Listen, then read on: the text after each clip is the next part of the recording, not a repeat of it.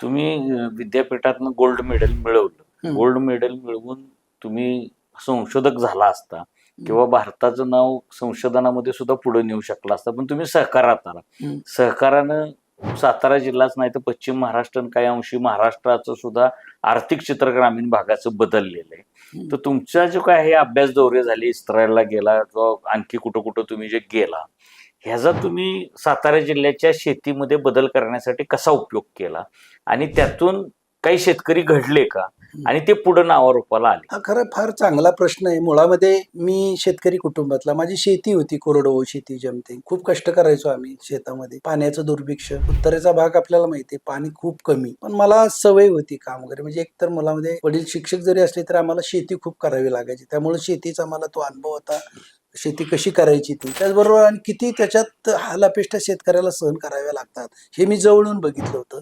शास्त्रज्ञ म्हणून माझं कारकीर्द चांगली झाली होती आणि इथं संधी पण मिळाली शेतीमध्ये काम करण्याची. एक विभाग काढला, उच्च तांत्रिक कक्ष विभाग त्यावेळेला, आणि मला त्याचं प्रमुख केलं.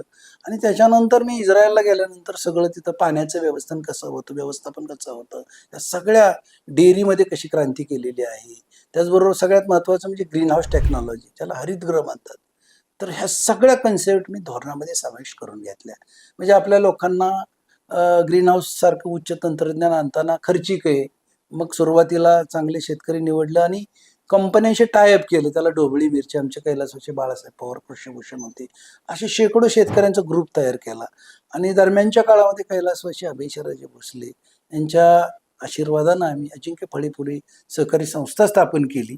आणि त्या संस्थेच्या माध्यमातून आपण देशात आणि परदेशात आपण फुलांची निर्यात सुरू केली. त्याला लक्षणीय यश आलं.